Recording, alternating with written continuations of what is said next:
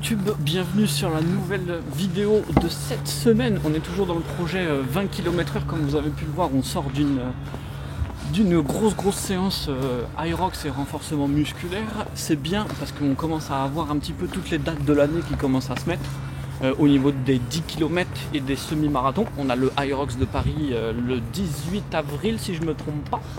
De toute manière, tout au long de cette vidéo, l'objectif ça va être de vous faire voir exactement comment j'organise mon entraînement au niveau de mes objectifs de l'année.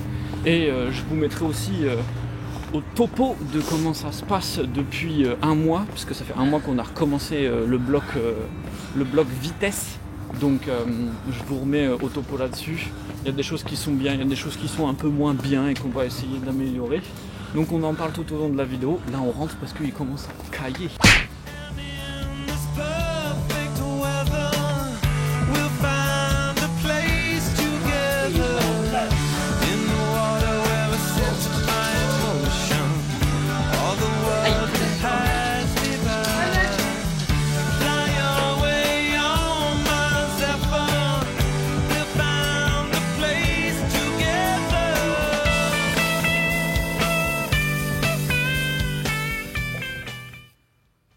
Le petit café bien chaud pour se réchauffer dehors. Là, en ce moment, il caille bien. Hein. J'ai l'impression que, tu sais, c'est exactement comme la scène dans Pirates des Caraïbes quand ils sont sur le bateau et qu'il fait tellement froid que l'autre il se casse un doigt de pied. Voilà, c'est exactement pareil. Bon, la vidéo de cette semaine, le petit vlog de cette semaine, vu qu'on est toujours dans le projet 20 km/h, ça va être de vous expliquer un petit peu comment l'année va se décomposer. Et cette vidéo va se décomposer en 4 parties. La première partie, c'est celle-ci, c'est la vision. Où est-ce que je veux être dans 12 mois? Et j'irai même plus loin. Où est-ce que je veux être pour 2026, 2027 et 2028? Parce que oui, tu vas voir, il y a des objectifs déjà prévus pour 2028. Hein. Je vois vraiment long terme, discipliné, focus sur l'objectif. Et je t'en parle tout de suite. Où est-ce que je veux déjà être dans 12 mois? Dans 12 mois, je veux être capable de faire sub 35 minutes aux 10 km, comme tu l'as déjà vu avec les autres vidéos, parce que le projet 20 km/h, c'est ça.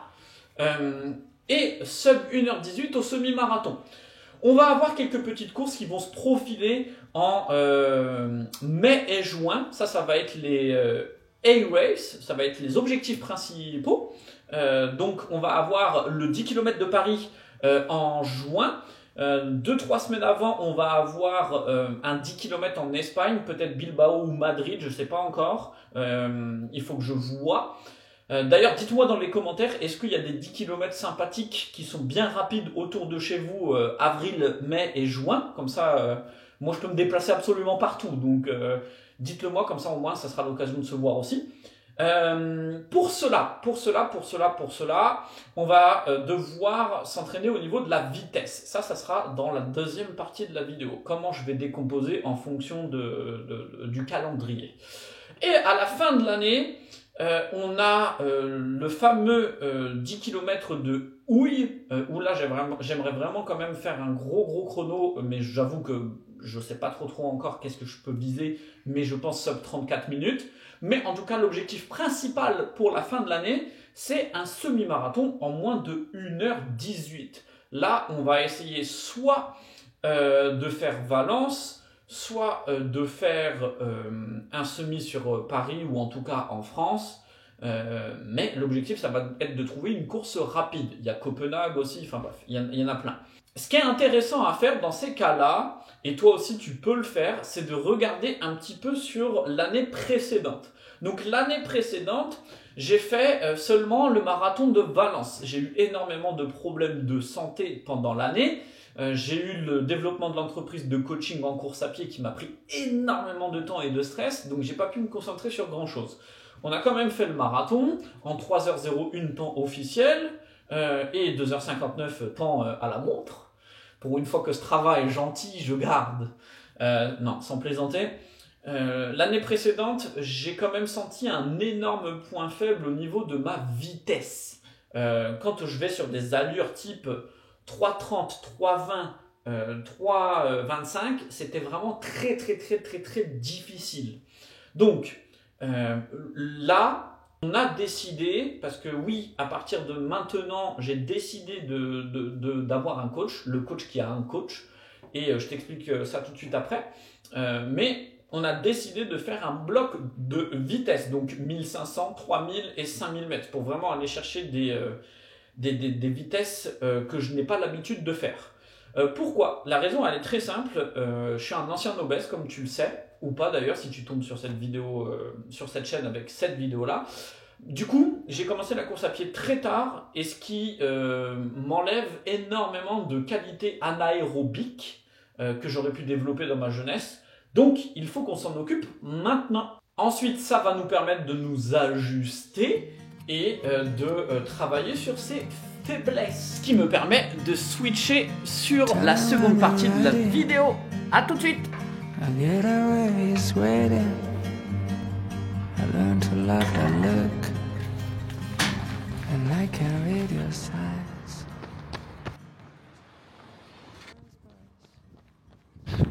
Deuxième partie de la vidéo.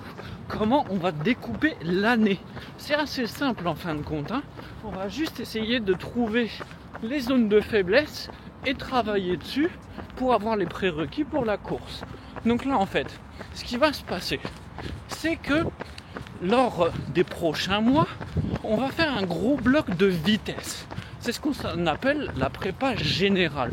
Je pourrais très bien faire un bloc de préparation générale où je viens augmenter le volume que je cours par semaine. Mais je sors quand même d'une prépa marathon, donc tout ce qui est partie aérobique, j'en ai assez, surtout pour le 10 km et le semi-marathon. Sauf que je n'ai pas assez de vitesse. Donc lors du mois de février, mars et avril, on va vraiment se concentrer sur les allures 1500 mètres, 3000 mètres, 5000 mètres. Ça va me permettre de vraiment aller chercher des allures beaucoup plus rapides. Et ensuite, on va faire une prépa spécifique sur 8 semaines pour le 10 km au mois de juin. La prépa spécifique, elle va consister à vraiment essayer de devenir le plus économe possible à l'allure de course, donc vers les 3,29, et aussi à avoir une meilleure efficience au LT2, au SV2, ralentir ou en tout cas décaler au maximum ma résistance au lactate et avoir une sensation de plus en plus facile. Et c'est exactement ça que vous devez faire, que vous vouliez courir un 35 minutes au 10 km ou même un 1h10 au 10 km. Tout ça en fait ça dépend de votre niveau, de votre VO2 max, de votre VMA et de votre indice d'endurance. Donc voilà, ensuite on va partir sur un bloc cette fois-ci de développement de l'endurance. Parce qu'en fin d'année, on va faire un semi-marathon. Donc je vais devoir regagner un petit peu ce que j'aurais perdu en endurance avec la partie vitesse qui va être en début d'année. Donc là, on va augmenter le volume et en plus de ça, ça tombe pile poil bien pendant les mois d'été où très sincèrement, faire de la VMA en été en pleine chaleur, c'est pas forcément le plus agréable. Et ensuite, on va, comme pour le 10 km, partir en prépa spécifique sur les mois de septembre, octobre et novembre sur du semi-marathon. Et là, l'objectif, c'est le même. On va travailler l'allure semi-marathon de la manière la plus précise possible et aux environs de ces allures-là. Donc, c'est-à-dire avec des allures support, donc moins rapides que l'allure semi-marathon et des allures sur max, donc un peu plus que l'allure visée. Enfin, je vais attendre la séance de ce soir pour être sûr et certain de voir un peu comment tu réagis et je t'enverrai le document. Et du coup, effectivement, dans ce document-là, je vais te noter tes zones d'entraînement et du coup tu vas savoir exactement où est-ce que tu dois être parce que dans le document il y a plusieurs tableaux avec tes zones de fréquence cardiaque et aussi les zones de fréquence cardiaque à laquelle tu vas devoir courir tes différentes courses. Et donc tu vas avoir une fourchette de fréquence cardiaque pour ton marathon.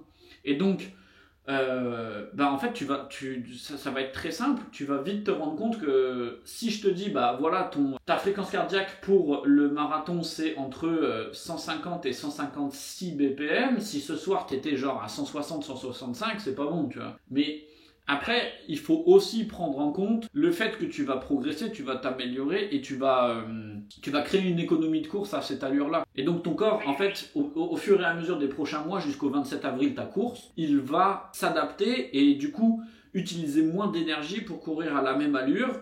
Et donc tu vas pouvoir durer plus longtemps. C'est pour ça qu'en fait, actuellement, tu as l'impression que c'est impossible. Parce que... en fait, t'es pas habitué. Mais plus tu vas t'habituer, et plus on va travailler sur cette allure-là, et plus tu vas créer des adaptations, de la résistance et de l'économie de course pour que tu puisses ensuite le transposer sur, sur la course, sur le marathon, quoi. Ouais, ok, d'accord.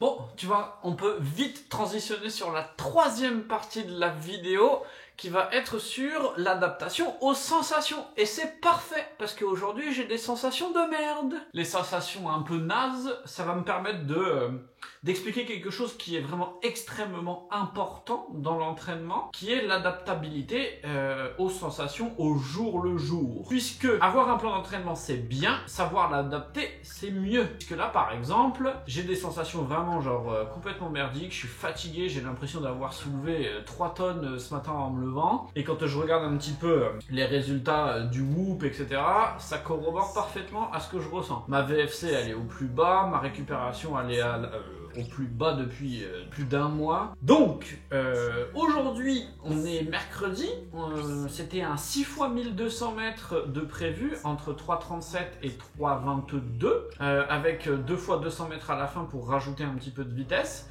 Et ben on va pas le faire, on va réadapter et on va faire 1 heure de zone 1 sur le 1h20 de zone 1 sur le vélo pour faire tourner les jambes, avoir quand même un petit peu de récupération active, pas trop difficile pour le système nerveux. C'est exactement comme ça qu'on va faire tout au long de l'année. Cette fois-ci, cette année, j'ai pas envie de faire le bourrin comme l'année dernière où j'ai quand même été m'entraîner juste après mon opération. Ce qui n'était pas si dramatique que ça en soi parce que ça a été, c'est bien passé. Mais cette année, j'ai vraiment envie d'apprendre à mieux gérer les sensations et surtout à m'écouter. Parce que c'est ce que je dis à absolument tous mes coachés. Et d'ailleurs, je pense très sincèrement, avec toute la transparence du monde, que 80% de mon travail en tant que coach, c'est justement de gérer les imprévus, la fatigue, le stress des coachés pour réadapter le plan d'entraînement. Donc, ça serait un peu être un cordonnier mal chaussé que de donner des conseils et de ne pas se les appliquer à soi-même. On va se les appliquer, hyper important parce qu'en plus de ça, ça va te permettre de ne pas se blesser, de ne pas pousser trop fort au risque de complètement se cramer. Comme tu le vois depuis tout à l'heure, je suis adossé au mur, donc c'est vraiment... là, c'est pas la joie. Et la troisième partie, c'est exactement comme ça qu'il faut faire aussi. Quand on est trop fatigué et qu'on a une séance d'intervalle de prévu, c'est pas très compliqué. On fait juste une séance d'endurance fondamentale à la place. Et si on est vraiment HS de chez HS, on fait rien. C'est pas grave.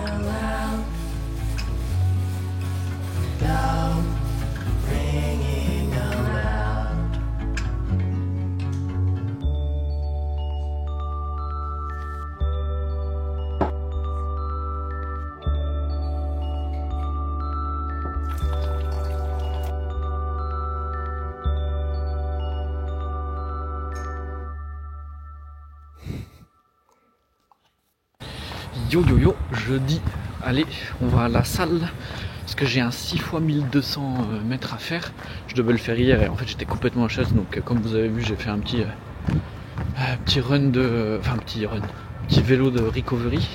Là, on va à la salle sur le tapis pour faire les 6 x 1200.